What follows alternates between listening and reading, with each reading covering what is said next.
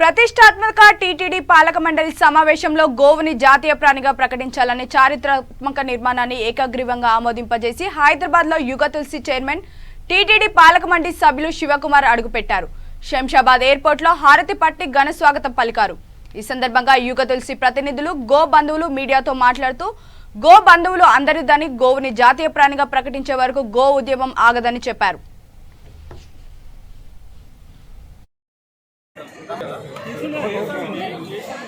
జై గోమాత. సకల దేవతా స్వరూపమైనటువంటి మన ముక్కోటి దేవతలు కొలువున్నటువంటి మన గోమాత అతి కొద్ది రోజుల్లో ఈ జాతీయ ప్రాణిగా మారబోతున్నటువంటి శుభ సందర్భంగా నిన్న తిరుమల తిరుపతి దేవస్థానంలో తీసుకున్నటువంటి చారిత్రాత్మక నిర్ణయం గోవుని ఈ జాతీయ ప్రాణిగా ప్రకటించాలి.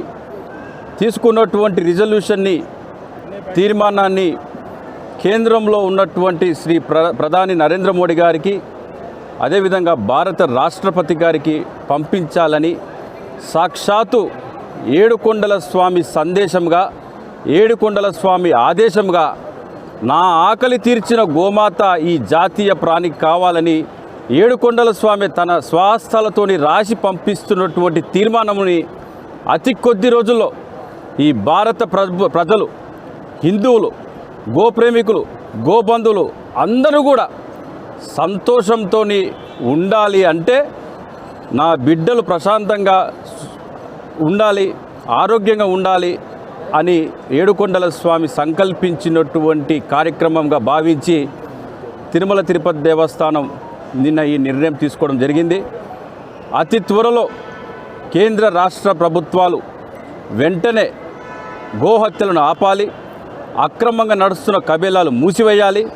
గోవుని జాతీయ ప్రాణిగా ప్రకటించడంలో మేము కూడా ముందున్నామని చెప్పేసి ప్రభుత్వాలు ముందుకు వచ్చేటువంటి సమయం ఆస్తూ మన సనాతన ధర్మాన్ని పాటిస్తున్నటువంటి ఎంతోమంది స్వామీజీలు, మఠాధిపతులు, పీఠాధిపతులు అందరూ కూడా గోవు బాగుంటేనే మనం అందరం బాగుంటాం, ఆవు బాగుంటే మనందరూ కూడా ఆయుష్ పెరుగుతుంది, ఆవు అంతరించిపోతే మన ఆయుష్ అంతరించిపోతున్నటువంటి విషయాన్ని తెలియజేసే విధంగా మనం గత కొద్ది రోజులుగా యుగ తులసి ఆధ్వర్యంలో అనేక అవేర్నెస్ ప్రోగ్రాంలు చేస్తున్నాం. ఏదేమైనప్పటికీ సాక్షాత్తు కలియుగ ప్రత్యక్ష దైవం వెంకన్న తీసుకున్నటువంటి ఈ నిర్ణయాన్ని వీలైనంత త్వరలో కేంద్ర ప్రభుత్వం అమలు చేయాలి. దానికి మేము కూడా మా వంతు ఏ విధంగా ఒత్తిడి తీసుకురావాలో ఆ విధంగా ఒత్తిడి తీసుకొచ్చే కార్యక్రమాలు కూడా స్వీకారం చుడుతున్నాం. అందులో భాగంగా ఏప్రిల్ 1వ తారీఖు హైదరాబాద్లో ఎన్టీఆర్ స్టేడియంలో సాయంత్రం 4 గంటలకు గో గర్జన, గో